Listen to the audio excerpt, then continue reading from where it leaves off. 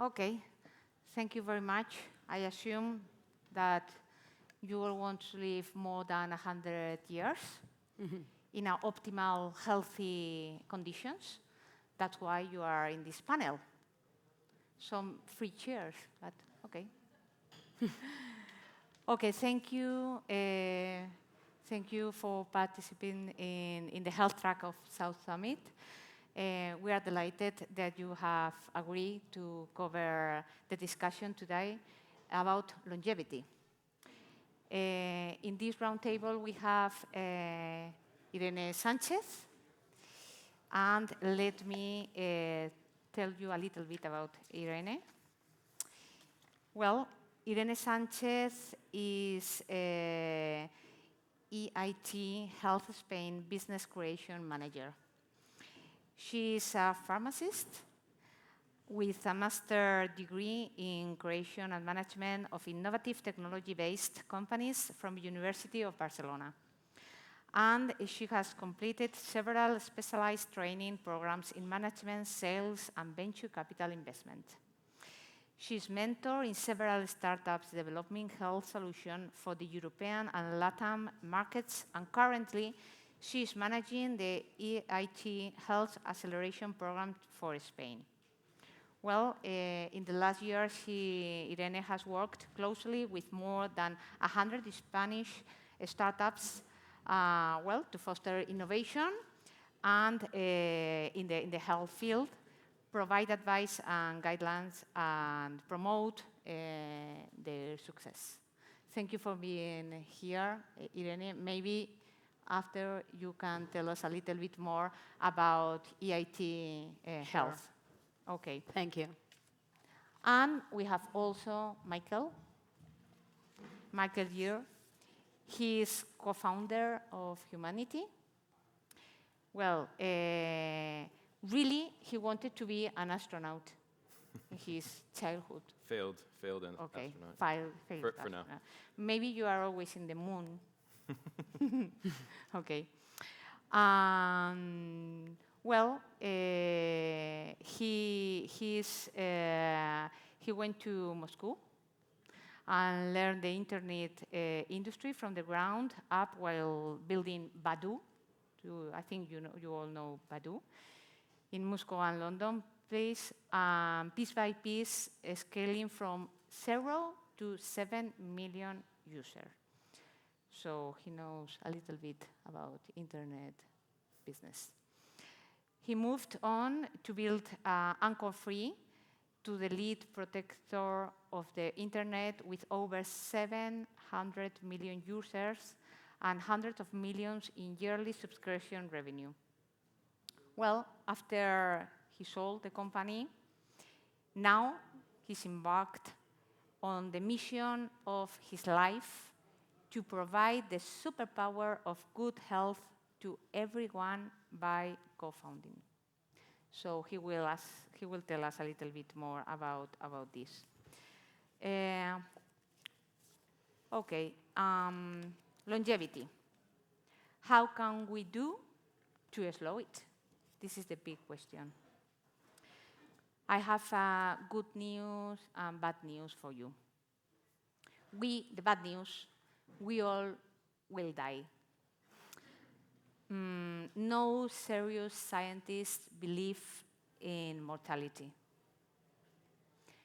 Good news, we are closer to assuring healthier old age than ever before. So this is the good news. Target aging as a root cause of all related disorders, we could say most important risk factor of all major disease is time. Some scientists hope one day to treat all of them at once by targeting aging itself as a disease. So I would like to ask Irene and Michael, must recognized aging as a treatable indication, as an illness? What do you think about that? According to my understanding, longevity or health span is not per se a disease. I mean, the problem related with longevity is the chronic diseases that you have at that point. So as I already commented before, for us, from the public or the institutional point of view, it's rather better to talk about healthy lives, healthy years, from the point of birth until you are with a big charge of chronic diseases, rather than to talk about lifespan. So if you, for example, compare the ranking where you compare all the European countries, lifespan, Spain is the first one. Okay, we are about 85 years. But then if you compare the quality of life, I mean, how many years we are in good shape, we are around 66 years, which means that from 66 until 85, we are not in good shape. No, in general, good shape. We have chronic diseases, not one, not two. Maybe we are disabled. So for public institutions, this is the target. How we can manage to live the majority of our life in good shape, in good conditions. And this is a lot related with prevention, diagnostic, personalized, patient in the center. So that's so-called 4P, no, in medicine. Thank you, Irene. And what do you think, Michael, about that? Yeah, I mean, I think the reason why people ask that question, at least when I'm talking with scientists, is it's about funding. And so if you're, the reason why I got into this kind of like health span space is because I was looking at detection and screening, because I came from it from personal, had family members lost to cancer, and why aren't we screening everybody? When I started talking to the scientists, a lot of them were having to go through this dance, which was basically, we're going to do something to cure cancer, but actually we're not. We're going to go upstream of that in our lab, and we kind of have to almost lie to get our funding so that we can go upstream, because what we don't want to do is cure everybody of cancer and then everybody die 2 years later of heart disease, on average, right? And so I don't know if it's an indication or what needs to happen, but I think when people talk about that, the importance is like, how do we get funding flowing upstream to this more preventive, space, as opposed to just looking at these endpoints that really, when you get to the point where you have, late-stage cancer, you're talking about trying to preserve your life for another couple years and your quality of life is very low. There's things we can do to keep people from that point. And so let's put more funding up there. Okay. Yes, experts estimate that in 2020, chronic disease will be responsible for almost 3/4 of the deaths in the world. So it's not about lifespan, but healthy lifespan. Exactly. Okay.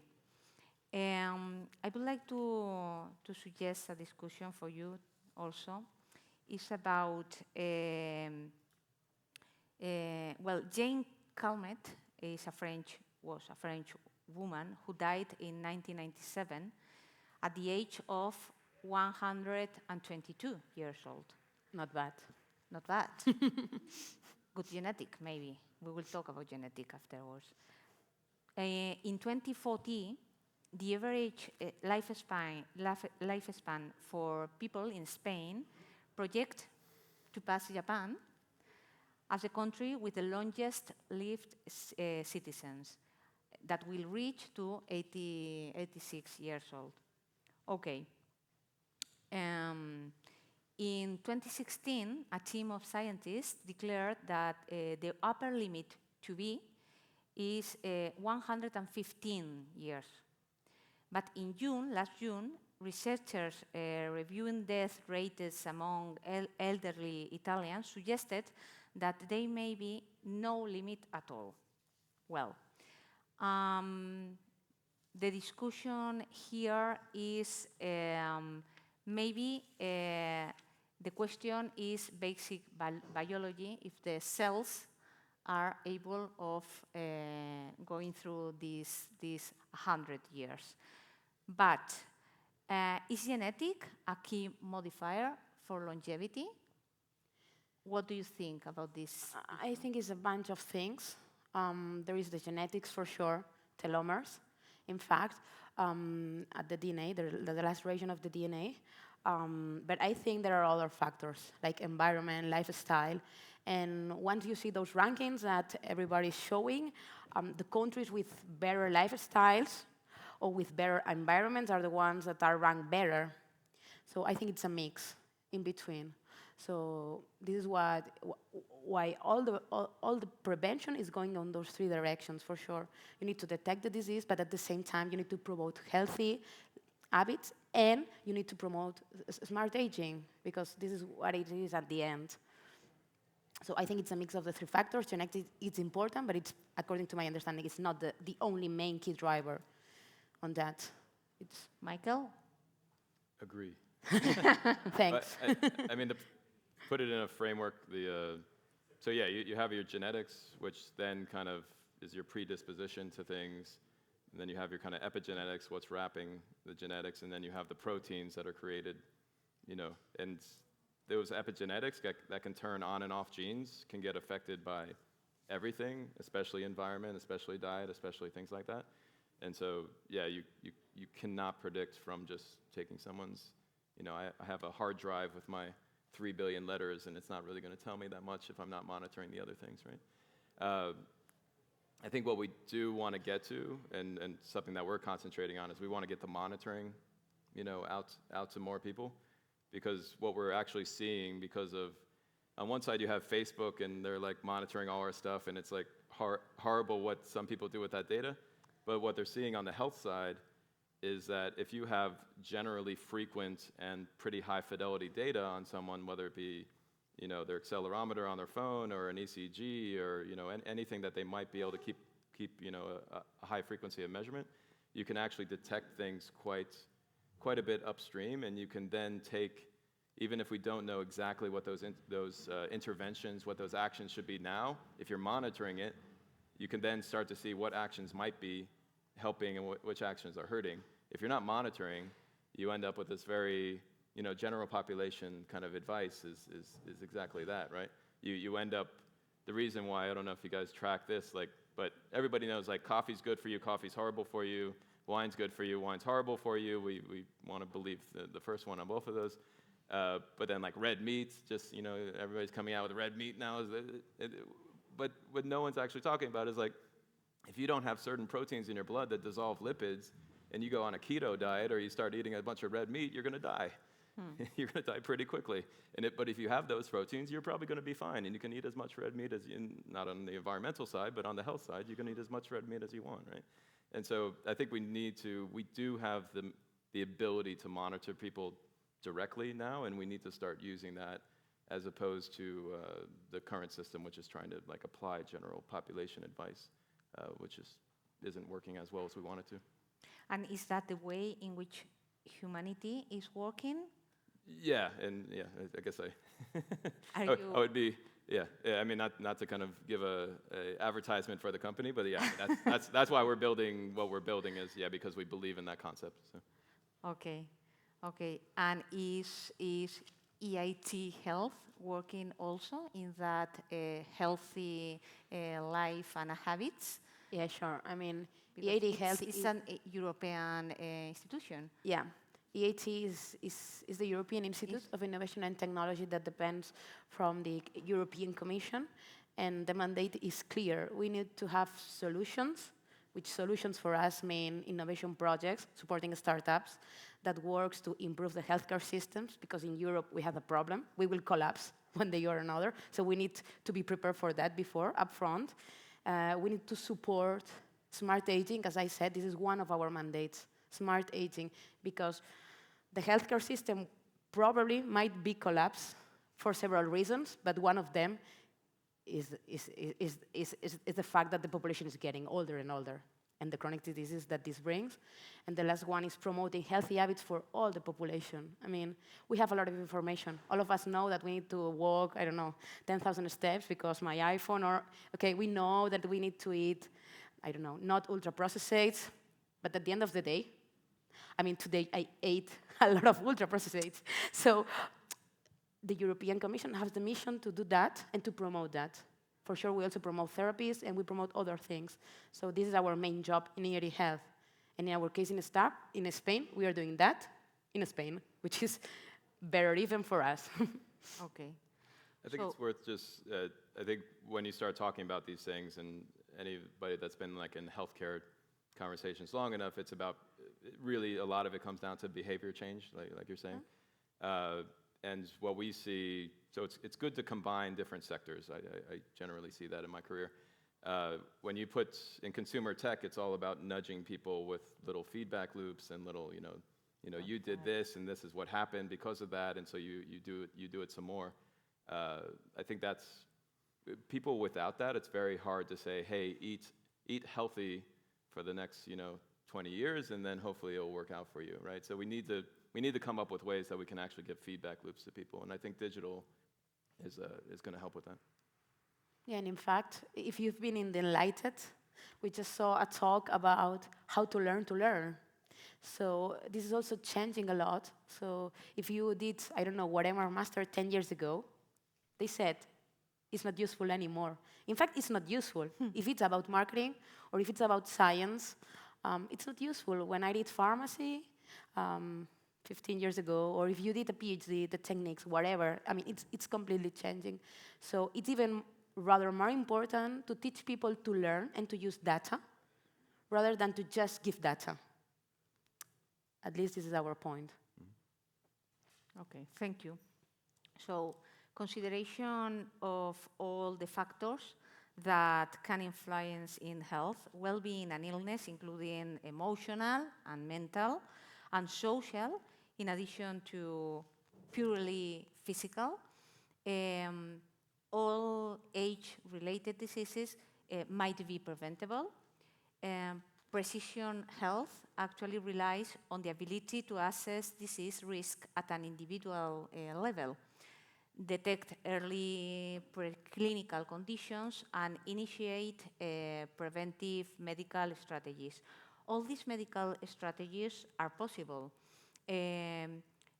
People that wish to access tools and novel diagnostics to change their approach to their health maintenance, how do you emphasize the digital systems, the devices, the tools, ownership of data, regular interaction, and telemedicine devices? Do you think that this is going to help to change this situation? Any, Michael, maybe? This is your main topic, Mike. Yeah, I mean, you touched on a bunch of stuff. I think, yes, we need to, I'll take like the last piece of that, because I think there's a lot there, but one of the things that we're seeing now, so I spent the last 5 years running the largest consumer VPN in the world, so it was all about privacy, security, keeping data safe. Spent actually last year hanging out with, I was lucky enough to hang out with Tim Berners-Lee for half the year, kind of going around the US trying to push for net neutrality. One of Tim's big projects in Boston is basically like how do you keep people, how do you allow people to own their data?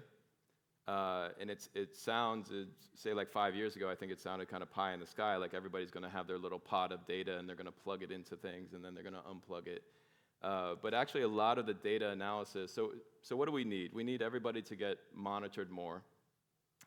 We need to make sure that they own their data and that their data doesn't get taken into some pool and then sold 5 times and they never see it and know what happens with it. But we also need, so on the, not the opposing side, but on the other side, we need to interrogate very large data sets together so that we can get learnings from them.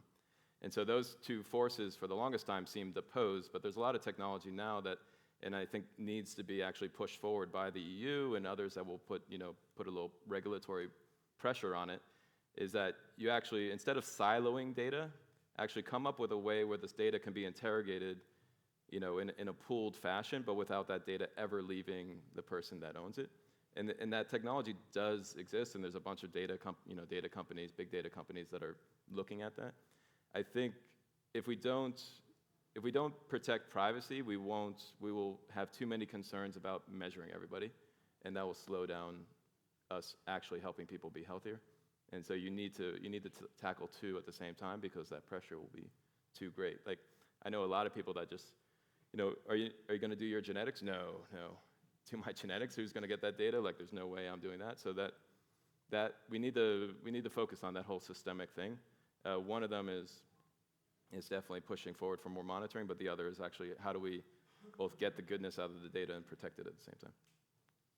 So we have to be the managers of our own health, or co-managers with the doctors.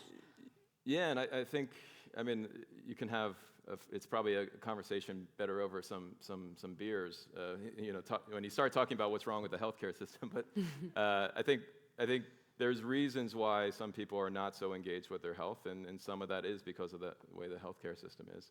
So we need to address, you know, people actually knowing that they can get their data, that they can get value out of their data, and it's not just going to be someone else getting value out of it. I think that's important. Yeah, I completely agree with Michael. I mean, the patient now is completely in the center of the system. So he needs to get access to the data, but then he needs to interpret this data. For sure, he can use Google, great, but this is not enough. No? I don't think a patient will log in Medline, MedPlus to search about it. So I think it's a combination. Sometimes, quite often, I receive two complaints, okay?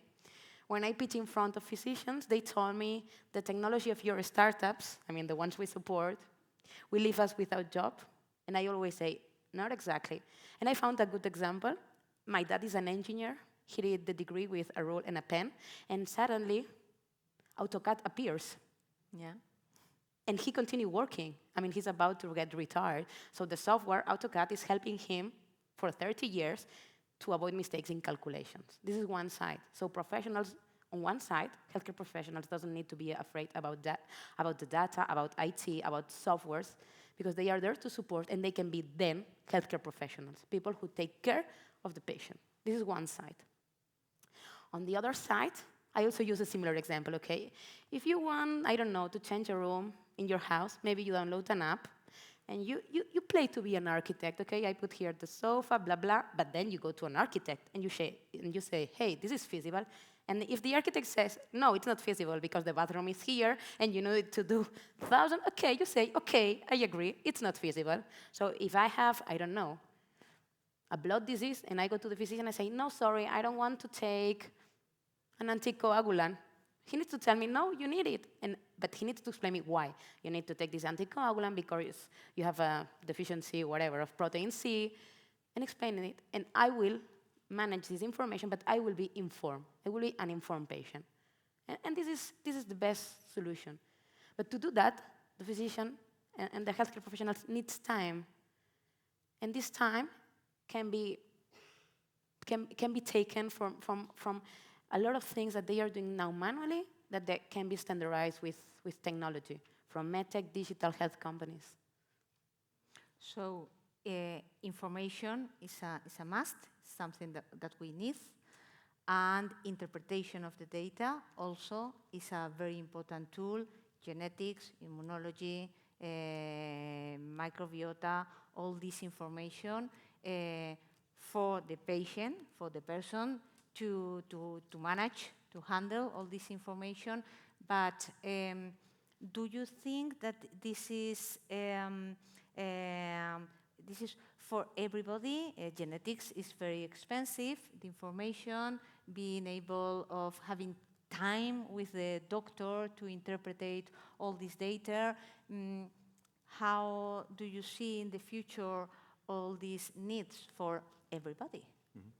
Or maybe will be two classes, two different kind of medicines? Hard question. Mike, do you have an idea?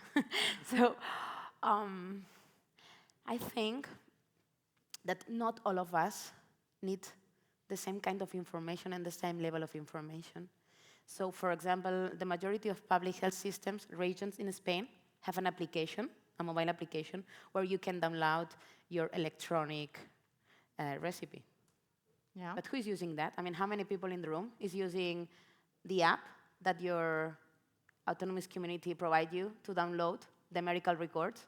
I mean, I tried to download it, but the password in Catalonia expires after 7 days. I'm always traveling, so I did not mind. So we have it, and I'm a tech person, more or less. here I see a lot of people that looks like tech people, but we are not using those So tools. it's a mindset. Yeah, so at the end, we have a lot of information that we can share, but I'm not sure if all of us want to join all the data that we have available. So I think there are the minimum one we need to have, like, I don't know, you don't need to go to the physicians to take up the results of your analytics. I mean, you can download. If there is something in red with asterisk, then you go to the doctor office. If not, you are in good shape. Keep going, no? But I don't see like two kinds of healthcare systems, or two levels, or two status. I see one, but I see that the patient can filter which kind of information they are interested to see.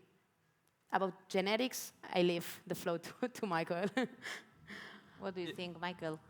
Yeah, I think, yeah, I mean, user flow and everything is, yeah, the important thing is to have that data so that the user can like press one button and allow a particular application or something to use that data. And if it's not built in that way, then yeah, and ends up like no one using it.